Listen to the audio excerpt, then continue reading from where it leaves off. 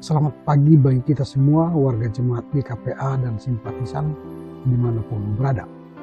Kita jumpa kembali pada hari ke-179 2023. Sebelum kita mulai karya kita hari ini, kita akan mohon hikmat bimbingan Tuhan, kita berdoa. Damai sejahtera Allah yang melampaui segala akal, itulah kiranya yang memelihara hati dan pikiranmu dalam Kristus Yesus Tuhan kita. Amin. Saya akan membaca renungan hari ini yang tertulis dalam kitab Amsal 15 ayat 26. Kitab Amsal 15 ayat 26. Demikian tertulis. Rancangan orang jahat adalah kekejian bagi Tuhan. Tetapi perkataan yang ramah itu suci. The Lord abhors the plans of the wicked, but patient words are pure. Demikian firman Tuhan, yang berbahagia mereka yang mendengar serta memelihara kebenaran firman Tuhan. Tema yang akan kita renungkan hari ini ialah rancangan orang jahat adalah kekejian bagi Tuhan. Rancangan orang jahat adalah kekejian bagi Tuhan. Nah, hari ini menggambarkan perbandingan antara niat dan perkataan orang yang jahat, dan niat dan perkataan orang yang baik. Jadi pengamsal hendak membandingkan kedua sikap ini, apakah sikap jahat atau sikap baik. Penulis kitab Amsal menekankan pentingnya niat, perkataan yang baik dalam hidup seseorang. Dalam konteks ini, penulis Amsal mengatakan rancangan merujuk pada niat, rencana, atau tujuan yang dimiliki oleh seseorang. Orang jahat yang memiliki rancangan jahat dan niat jahat dikatakan sebagai kekejian bagi Tuhan. Itu berarti bahwa Tuhan tidak senang melihat niat jahat. Bahkan Tuhan melihat niat jahat itu sebagai suatu kekejian yang tidak disukai. Sementara itu, perkataan yang ramah itu merujuk pada kata-kata yang penuh kebaikan, kebijaksanaan, dan kasih. Perkataan yang ramah ini dianggap sebagai sesuatu yang suci. Suci berarti disenangi Tuhan. Jadi kalau kita berkata bijak, kalau kita berkata dengan baik, itu dianggap suci di hadapan Tuhan. Penulis Amsal ingin menyampaikan bahwa perkataan yang ramah adalah sesuatu dihargai Tuhan dan memiliki dampak yang positif dalam kehidupan seseorang. Jadi perkataan yang ramah itu memiliki dampak dan memiliki sesuatu yang baik dalam kehidupan seseorang. Nah, dalam kitab Amsal secara keseluruhan memiliki kebijaksanaan yang memberikan nasihat tentang cara hidup yang benar di hadapan Tuhan. Nah, tujuan penulis kitab Amsal ini menyatakan bahwa rancangan orang jahat adalah kekejian di mata Tuhan, tetapi perkataan yang ramah itu suci adalah untuk menyampaikan beberapa pesan moral yang diajarkan yang penting kepada kita, kepada pembaca, kepada umat percaya, atau kepada umat manusia.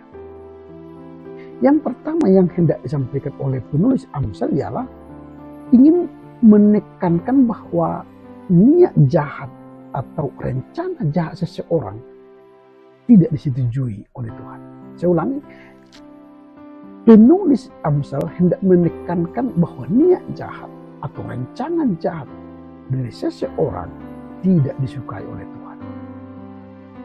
Dalam pandangan penulis, Tuhan menganggap rancangan orang jahat itu sebagai kekejian atau suatu yang tidak menyenangkan. Hal ini menunjukkan bahwa pentingnya memiliki niat yang baik dan menghindari niat yang jahat dalam hidup kita.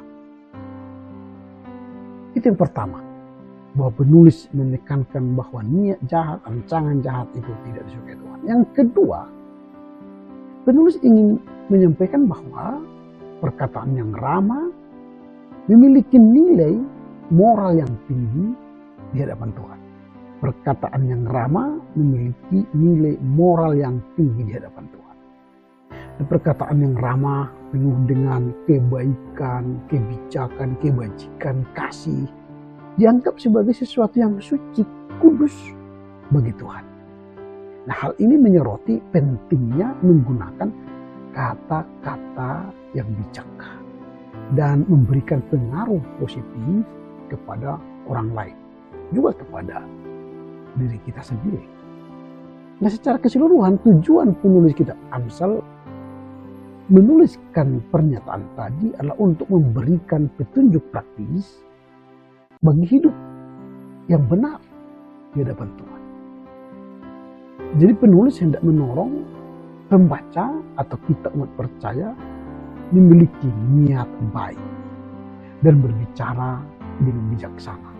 Karena hal itu akan membuat hidup kita berdampak, bahkan dihargai Tuhan, dan membawa manfaat bagi kehidupan manusia. Nah, pertanyaan kita yang terakhir ialah, apa yang perlu kita renungkan dari nats hari ini? Penulis Amsal dalam Amsal 15 ayat 26 ini menawarkan beberapa pemikiran yang perlu direnungkan umat percaya saat ini. Apa itu? Yang pertama, penilaian ilahi terhadap niat dan rencana.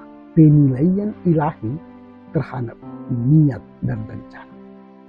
Jadi ayat ini mengingatkan kita bahwa Tuhan memiliki standar moral yang tinggi dan melihat niat dan rencana hati kita secara pribadi, secara individu. Jadi niat jahat bertentangan dengan kehendak Tuhan.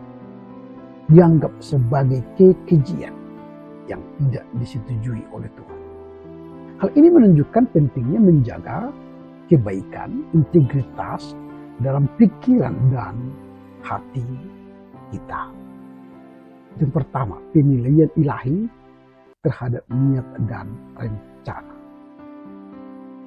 Hal yang kedua yang perlu kita renungkan dari nats hari ini ialah pentingnya perkataan yang ramah. Pentingnya perkataan yang ramah. Jadi penulis Amsal menyoroti pentingnya perkataan yang ramah dan baik dalam interaksi kita dengan orang lain, dengan sesama, dengan orang-orang di kantor kita, dengan di keluarga kita.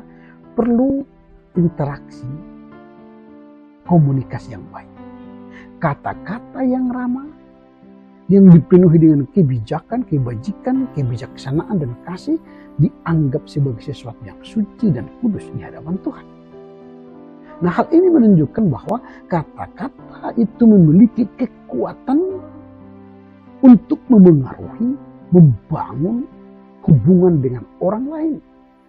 Dan kita harus menggunakan kekuatan itu untuk mencapai tujuan kita, untuk memuliakan Tuhan.